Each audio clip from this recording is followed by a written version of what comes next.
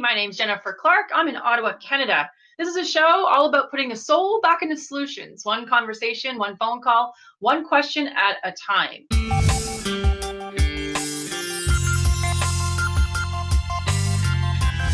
Today's little segment is a mini segment. It's all about taking some of the questions I've been given over the last few weeks, few months, and really sharing some of my Gen Zen with the world at large and offering you my 2 cents on how things go and flow. So of late, I've been receiving a lot of information or emails or queries from people that really don't know me, but are having these fantastically mystical and magical experiences. They're really waking up their intuition to the magic of the world, to the invisible world, whether that's feelings in their bodies, whether that's sort of having really, really interesting dreams, or sensing or seeing apparitions, hearing voices, pennies from heaven, you know, all the sort of typical signs that can happen when the universe speaks to you. Again, it's visions, dreams, books, movies, songs, anything repeated, animal totems, dimes, pennies from heaven. These are sort of the typical ways the universe starts talking. And of course, numbers. I shouldn't forget numbers, because numbers are all around us. But the recent questions I've been sort of filtering lately are on the magical and the mystical. So a lot of people who know me know that I've had a dragon awakening back in 2007. Saw one actually flying over Uriel Valley in Maui, Hawaii. Then I met another one in a shamanic initiation in 2010. And then I met another an intuitive initiation in Bali, November 2017, I guess. So the dragon energy has been around me a lot. And funny enough, the dragons work a lot with the angel realm. And they're a very high level source of divine mystical knowledge. Because of the dragon connection, a lot of people are asking me the angel questions now, because they actually work hand in hand. And, you know, I have my friends right here with me because, again, they were, you know, the angel realm is actually how I started my own spiritual development. That was my entry point into the world of magic and the mystical. So the questions are all about, like, you know, who are the angels? What are the angels? These are sort of time-old, you know, answered questions. I know the internet's full of answers already, but because people are asking, I'm going to sort of provide a sort of a Angel 101 overview.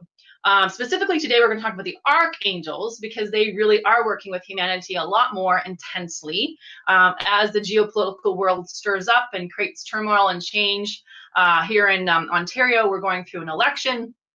So there's a lot of buzz, you know, in the news about social advocacy and social change, getting people thinking and thoughts. And so the world of magic gets activated when humanity starts thinking about these global issues, or thinking of the wider picture or the bigger picture.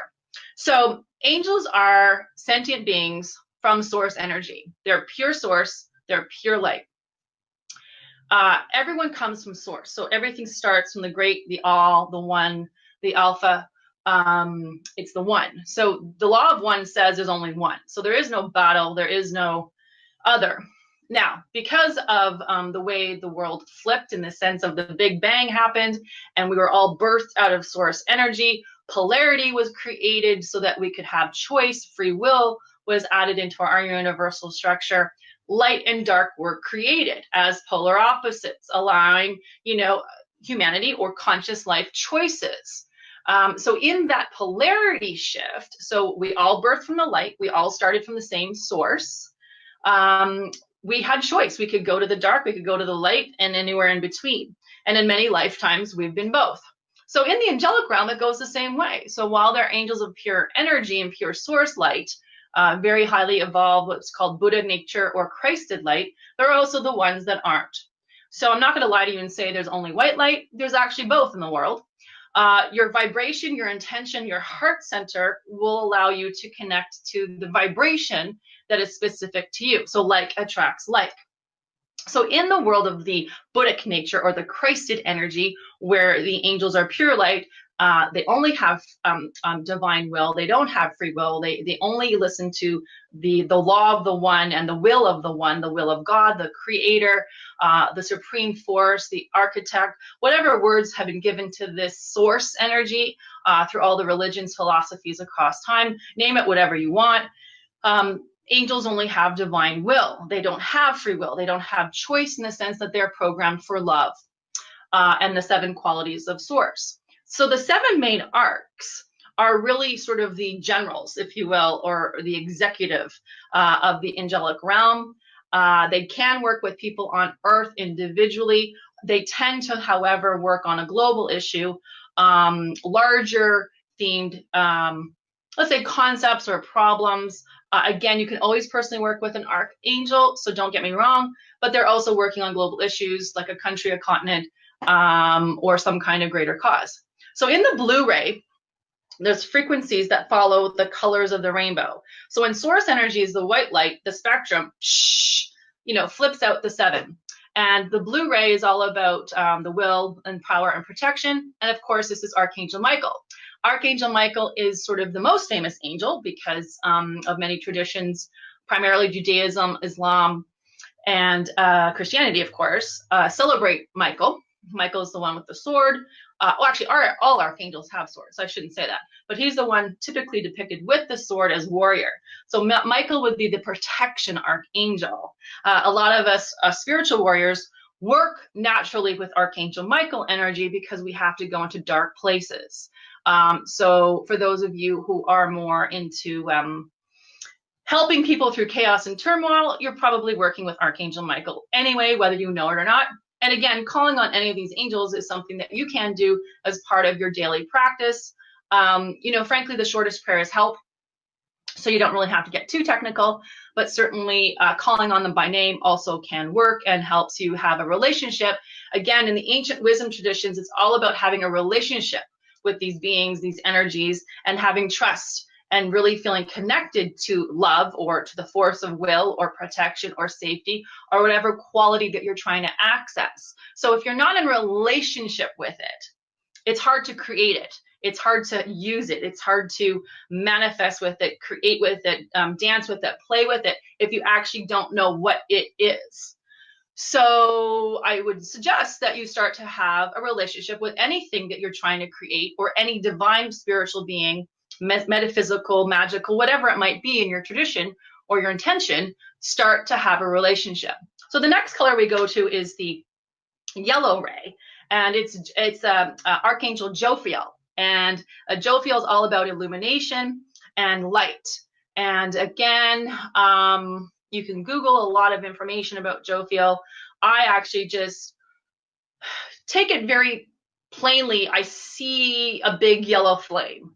So I actually don't see male or female. I want to say Jophiel sometimes can feel female or male. Again, it depends on your own cultural purview, your slant, and your feeling. Because again, source energy is duality. It's male and female energy in one.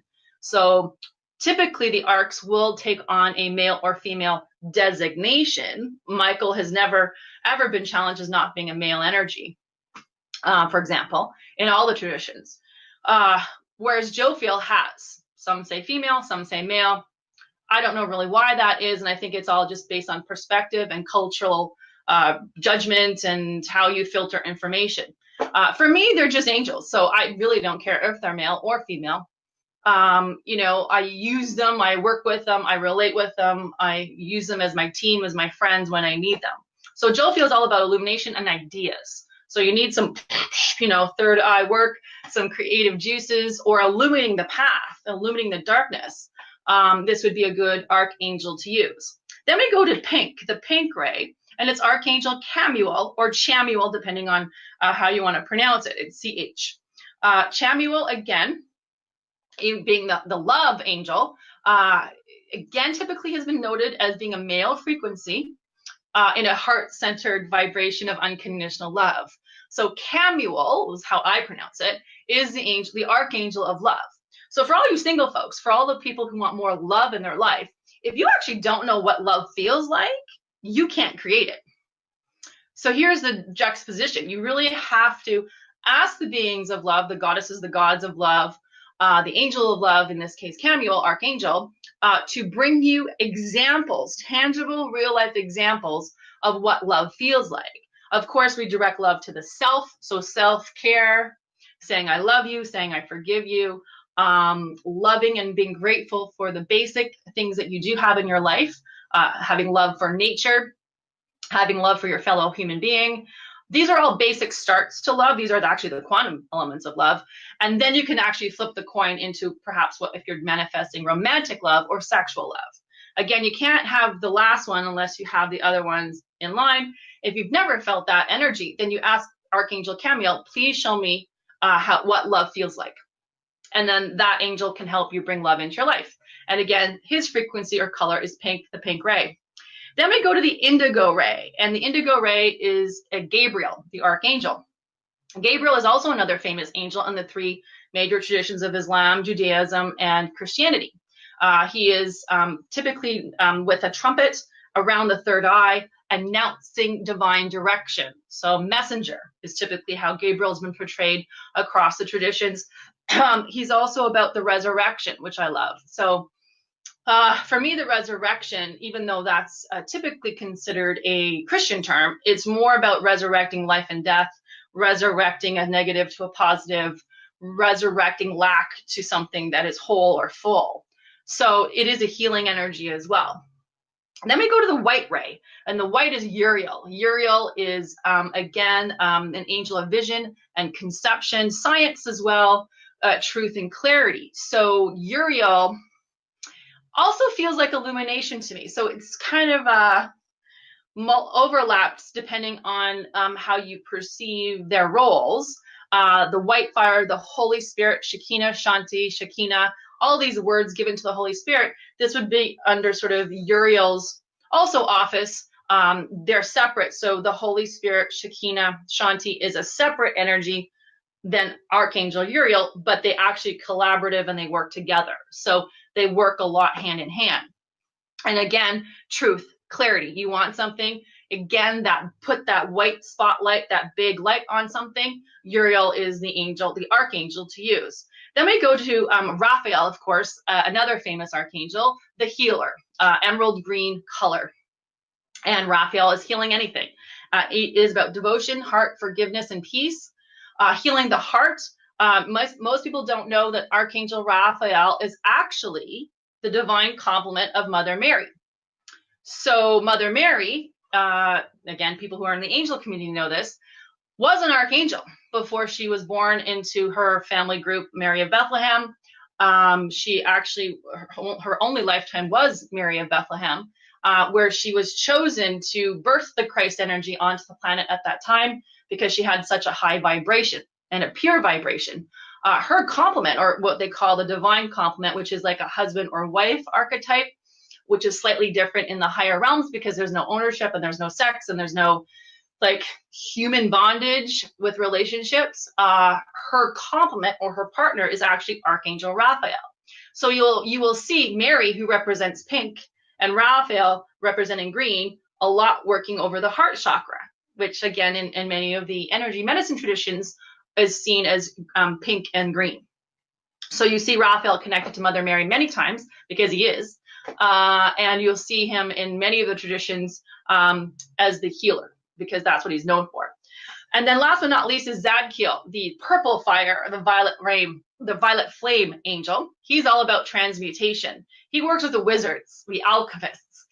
He works with people, the magicians, the shamans. He's all about change and transformation. Of course, working with the violet flame, which is his ray, his specific frequency. So under these 7 rays, it's the 7 rays of the rainbow.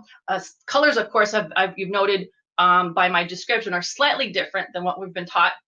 Having said that, under the sacred rays, you get different hierarchies of divine mystical beings that operate on different structures. Again, this is a mythology, all right? So different traditions did not grow up with this. Different systems would not use the word angel. But in the metaphysical mystery school communities and the angel communities, from which this body of work comes from, these systems are definitely true. And I would actually argue that all the systems belong to each other. We're just so far apart in our worldview, and we can't connect the dots yet as humans, that we can't see how the systems overlap and connect like a big honeycomb. So I actually would suggest that they're all connected, and we just haven't yet made those, finite little bridges that angels were part of First Nations communities or Hinduism and whatever. So I would actually say there just may have been called something else by different labels or different language. Because again, these systems exist before religions, before the world of man. These aren't about Christianity, 2,000 years old, or Islam, or anything like that. So they've existed before time and space. So when you know that there's Michael, Jophiel, Camiel, Gabriel, Uriel, Raphael, Zadkiel on your side as arcs, the archangels, it's a very powerful team, the Sacred Seven. So I've been working with Sacred Seven since pretty much my career, because I just go to the top. That's just how I work, doing a lot of big things. And I've just developed a very strong relationship with them through my meditations, through my prayers, through my belief systems, and my mind allowing myself to believe that they exist in some shape or form in the universal infrastructure.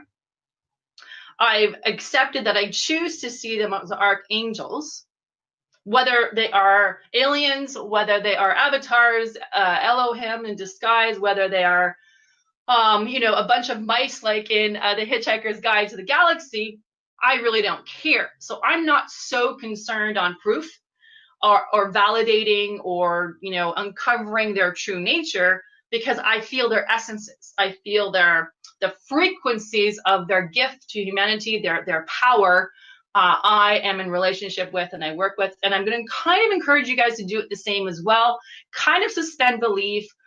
Sure, you can Google the archangels all over the world. You'll get tons of website hits, thousands, tens of thousands. So you'll get PhDs debating it in Christianity and disagreeing. So for me, the debate is boring. My mind does not care. I am a heart-centered, experiential person. Even though I'm very smart and I'm very intelligent, I know it's the heart first. So I actually don't really need to debate it all. Some of you are different, of course. We're all built and wired differently. You can certainly debate this online and talk to different PhDs from different, or imams or clerics from all over the world.